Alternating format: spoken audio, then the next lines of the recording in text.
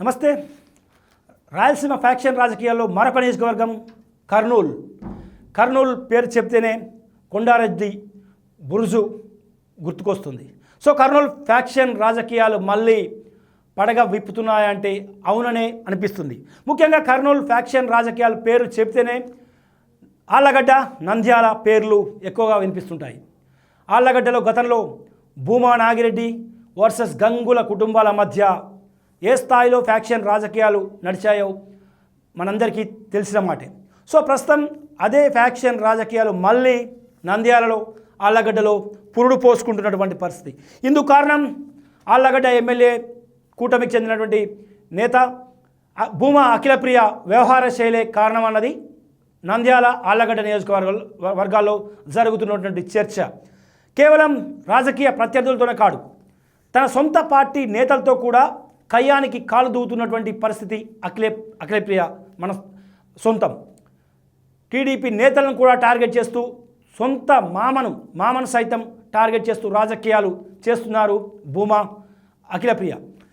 దివంగత నేత భూమా శోభా నాగిరెడ్డి మరణం తర్వాత అనూహ్యంగా రాజకీయాలకు వచ్చినటువంటి అఖిలప్రియ దుందూకుడుగా అప్పటి నుంచే వ్యవహరిస్తూ వస్తుంది. మారిన రాజకీయాల నేపథ్యంలో వైసీపీ నుంచి ఉప ఎన్నికలో గెలిచినటువంటి అఖిలప్రియ టీడీపీలో చేరి మంత్రిగా కూడా బాధ్యతలు స్వీకరించారు. ప్రస్తుతం ఆళ్లగడ్డ ఎమ్మెల్యేగా కొనసాగుతున్నారు. అయితే ఆళ్లగడ్డ వైసీపీ ఇన్ఛార్జిగా ఉన్నటువంటి గంగుల విజేంద్రరెడ్డి వర్సెస్ అఖిలప్రియగా వార్ స్టార్ట్ అయినటువంటి పరిస్థితి నెలకొంది. ఈ రెండు కుటుంబాల మధ్య భూమా నాగిరెడ్డి ఉన్నప్పటి నుంచి కూడా కుటుంబాల మధ్య ఆధిపత్యం, రాజకీయ వైరం కొనసాగుతూనే ఉంది. ఈ రెండు కుటుంబాలు నువ్వానైనా అన్న రీతిలో ఆళ్లగడ్డలో పాలిటిక్స్ చేస్తూ ఉంటాయి. సో ఏళ్ల నాటి రాజకీయ వైరం ఉండడంతో కూడా ఇటీవల జరిగినటువంటి ఎన్నికల్లో విజేంద్రరెడ్డి ఓడిపోవడంతో అఖిలప్రియ సరికొత్త గేమ్ స్టార్ట్ చేశారని చెప్పుకోవచ్చు. దీనికి తోడు ఇటీవల గంగుల విజేంద్రరెడ్డి కొన్ని అవినీతి ఆరోపణలు ఎమ్మెల్యే అఖిలప్రియపై చేయడం, ఆమె రియాక్ట్ కావడంతో పెను సంచలనంగా మారినటువంటి పరిస్థితి. పోలీసులకు ఈ వ్యవహారం అంతా తలనొప్పిగా మారినటువంటి పరిస్థితి. విజేంద్రరెడ్డి వరుసకు అఖిలప్రియకు మామ అవుతున్నటువంటి నేపథ్యం. అహోబిలం మఠం సంబంధించి తలనీలాలు, అదేవిధంగా టోల్గేట్ల వ్యవహారం సంబంధించి టెండర్ల విషయంలో అవినీతి జరిగింది. ఈ అవినీతికి కేర్ ఆఫ్ అడ్రస్గా భూమా అఖిలప్రియ హస్తం ఉంది. ఇందులో భూమా అఖిలప్రియ వెనుకుండి ఈ తతంగం అంతా చేయడం వల్లే ఆ అహోబిలం మఠానికి సంబంధించిన తలనీలాల వ్యవహారం కావచ్చు, టోల్గేట్ టెండర్లు కావచ్చు, వీటన్నిటి వెనుక భూమా అఖిలప్రియ ఉంది అనేది గంగుల విజేంద్రరెడ్డి చేసినటువంటి అవినీతి ఆరోపణలు. సో ఈ గుట్టు చప్పుడు కాకుండా తలనీలాల దందా, అదేవిధంగా తలనీలాల టెండర్ల రద్దు, దాంతోపాటు అనేక అక్రమాలకు కేర్ ఆఫ్ అడ్రస్గా అఖిలప్రియ మారిందనేది గంగుల విజేంద్రరెడ్డి అలియాస్ నాని చేసినటువంటి ఆరోపణలు. సో దానికి ధీటుగానే స్పందించారు ఎమ్మెల్యే అఖిలప్రియ. తన అవినీతిని నిరూపించాలంటూ కూడా అహోబిలం మఠానికి స్వయంగా ఆమె అక్కడికి వెళ్ళారు. అయితే ఆ అవినీతి ఆరోపణలు చేసినటువంటి గంగుల విజేంద్రరెడ్డి అలియాస్ నాని కూడా అహోబిలానికి వెళ్ళేందుకు ఆళ్లగడ్డ నుంచి తన ఇంటి నుంచి ప్రయత్నిస్తే అక్కడ పోలీసులు అడ్డుకున్నారు. లా అండ్ ఆర్డర్ సమస్య తలెత్తుందని చెప్పి కూడా గంగుల విజేంద్రరెడ్డిని ఇంటి నుంచి బయటికి పంపలేనటువంటి పరిస్థితి. సాయంత్రం వరకు అహోబిలంలో వెయిట్ చేసినటువంటి ఎమ్మెల్యే అఖిలప్రియ ఆళ్లగడ్డలో తన నివాసానికి వచ్చారు. అక్కడి నుంచి గంగుల నాని ఇంటికి వెళ్ళేందుకు కూడా ఆమె సిద్ధమయ్యారు. సో అఖిలప్రియ వస్తుందని తెలుసుకున్నటువంటి విజేంద్రరెడ్డి అనుచరులు కావచ్చు, వైసీపీ కార్యకర్తలు కావచ్చు, పెద్ద ఎత్తున ఆయన నివాసాన్ని చేరుకున్నారు. అఖిలప్రియను కూడా పోలీసులు ఎక్కడికక్కడ కట్టడి చేశారు. వెళ్తే లా అండ్ ఆర్డర్ సమస్య వస్తుందని ఖచ్చితంగా వెళ్ళాల్సిన ఆవశ్యకత లేదని చెప్పి కూడా ఆమెను అక్కడే నిలిపేసినటువంటి సందర్భం. సో ఈ ఇష్యూ అక్కడితో ఆగలేదు. ఇప్పటికీ సవాళ్ళు ప్రతి సవాళ్ళతో ఆళ్లగడ్డ అట్టుడుకుతూనే ఉండేటువంటి పరిస్థితి నెలకొంది. ఇక అఖిలప్రియ అక్కడికి వెళ్దామనుకుంటున్న గంగుల విజేంద్రరెడ్డి ఇంటికి వెళ్దామనుకుంటున్నా కూడా పోలీసులు లా అండ్ ఆర్డర్ పరిస్థితి నేపథ్యంలో అక్కడ వారిని అడ్డుకున్న పరిస్థితి.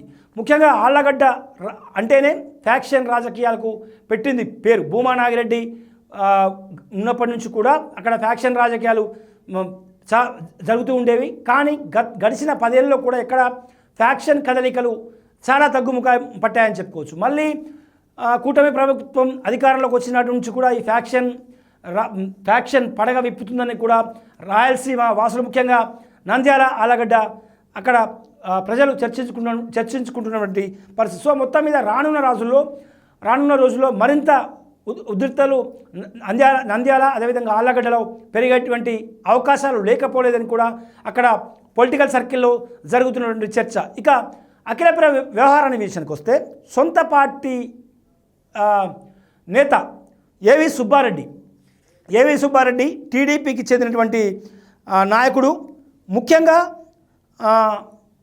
ముఖ్యంగా కనుక చూసుకుంటే భూమా నాగిరెడ్డికి కుడి భుజంలా ఉండేటువంటి నేత, నంద్యాల ఆళ్లగడ్డలో పట్టున్నటువంటి నేతగా ఏవి సుబ్బారెడ్డి చెప్పుకోవచ్చు. అయితే ఆమె వైసీపీ నుంచి గెలిచి టీడీపీలోకి వెళ్ళిన తర్వాత ఏవి సుబ్బారెడ్డితో డైరెక్ట్కు వార్కే సిద్ధమైంది.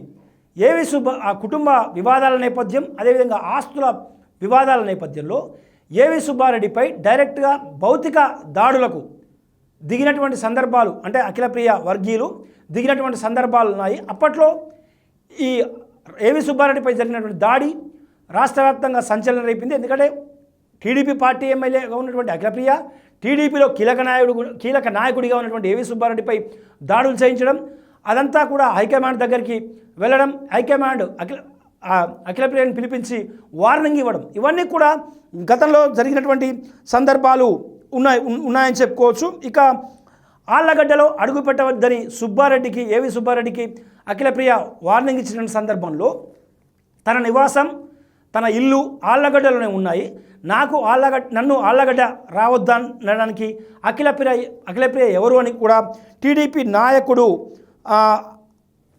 నాయకుడు ఏవి సుబ్బారెడ్డి ప్రశ్నించినటువంటి పరిస్థితి.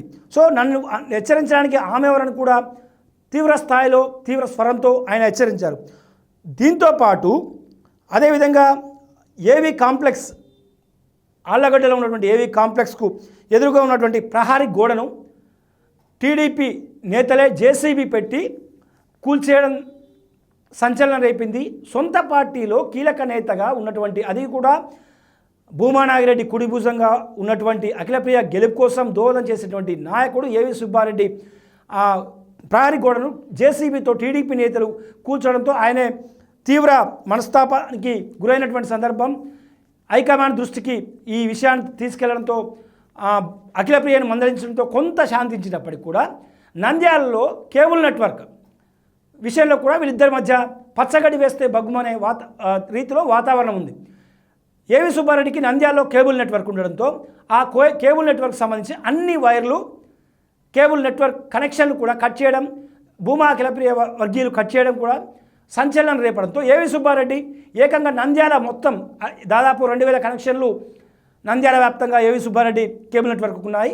ఆ 2000 కనెక్షన్లు కూడా పూర్తిగా ఫ్రీగా ఉచితంగా ఇచ్చేందుకు ఏవి సుబ్బారెడ్డి సిద్ధం కావడంతో అఖిలప్రియ కొంత డిఫెన్స్లో పడాల్సి వచ్చింది. ఇక అఖిలప్రియ మరో వివాదంగా చూసుకుంటే తన